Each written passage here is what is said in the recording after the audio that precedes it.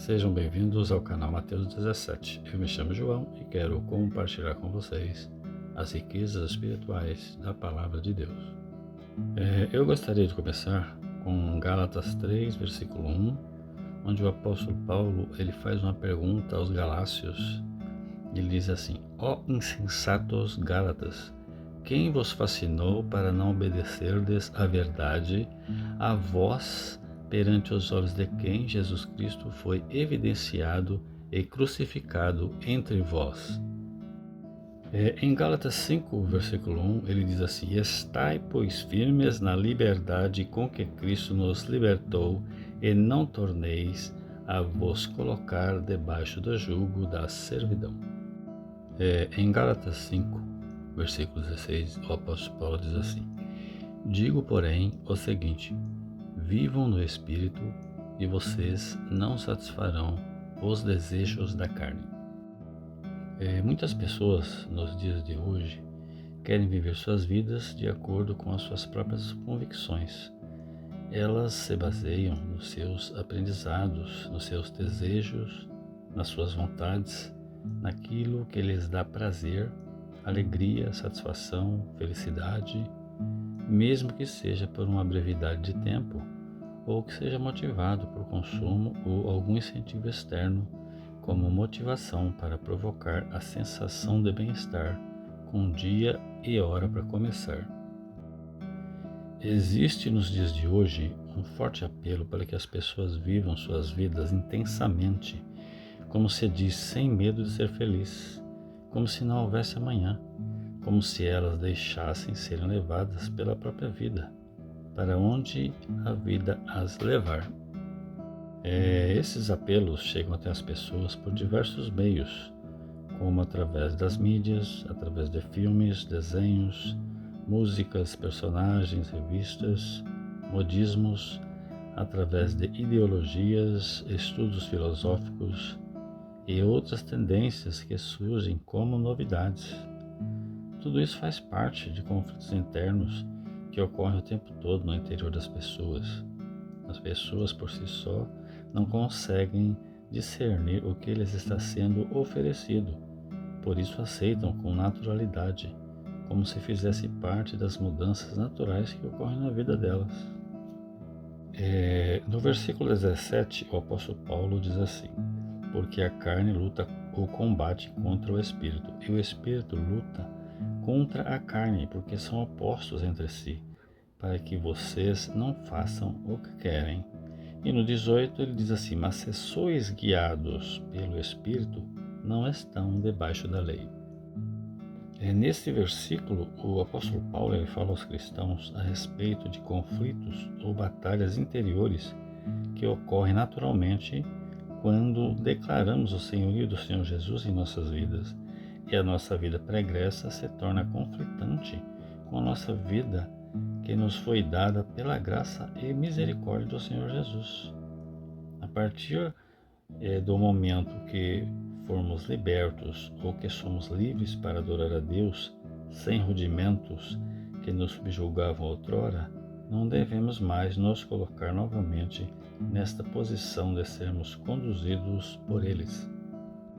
Aos que são livres, libertos, que foram resgatados, que foram alcançados, que outrora viviam na escuridão e na escravidão das concupiscências da carne, se faz necessário entender que não estão mais sozinhos nessa peleja.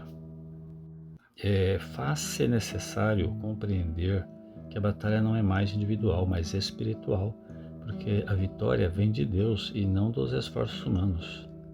Isso quer dizer que seremos preparados pelo Espírito Santo, seremos guiados pelo Espírito Santo, seremos conduzidos pelo Espírito Santo, seremos fortalecidos por Ele, seremos capacitados por Ele, seremos habilitados, estaremos aptos para que o Espírito Santo nos dê a vitória sobre todas as obras da carne.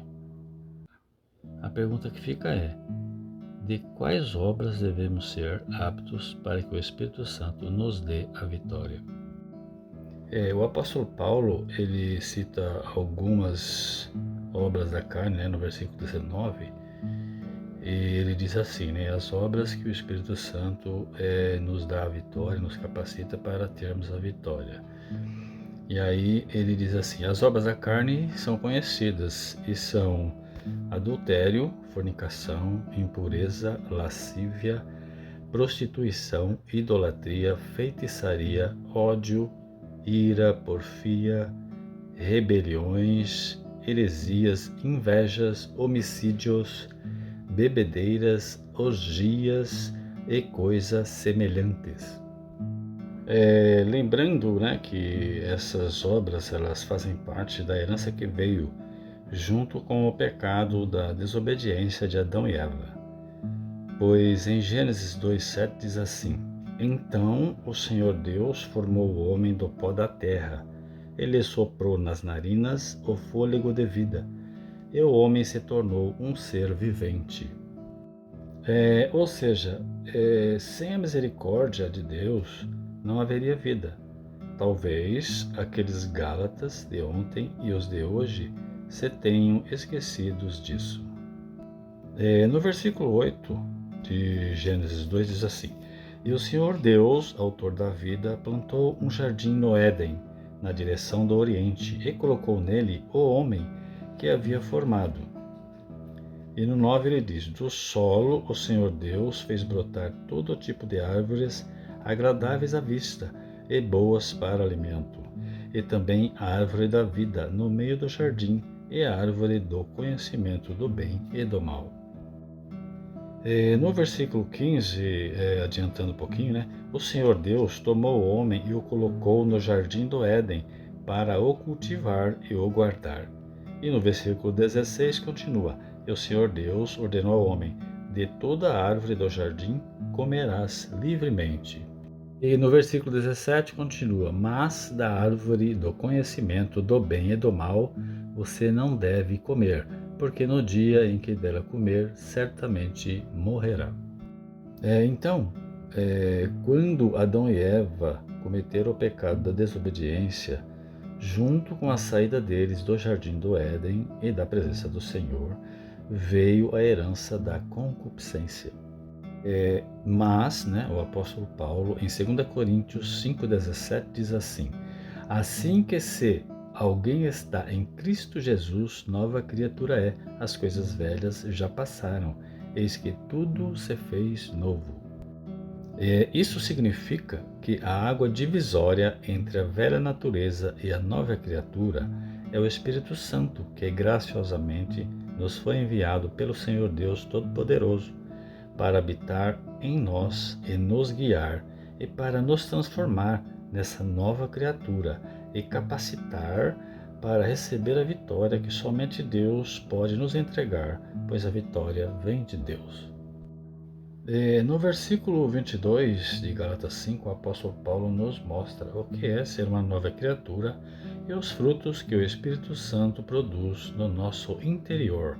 Ele diz assim: Mas o fruto do Espírito é amor, alegria, paz, longanimidade, benignidade, bondade, fidelidade, mansidão, domínio próprio. Contra essas coisas não há lei.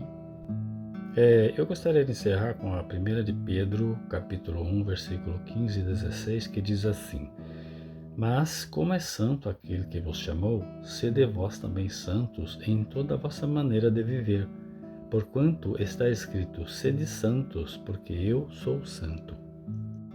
E em 1 Coríntios 10:13, o apóstolo Paulo diz assim: Não veio sobre vós tentação senão humana, mas fiel é Deus, que não vos deixará tentar acima do que podeis, antes com a tentação dará também o escape para que a possais suportar. Fiquem na graça, na misericórdia e no amor do Senhor Jesus.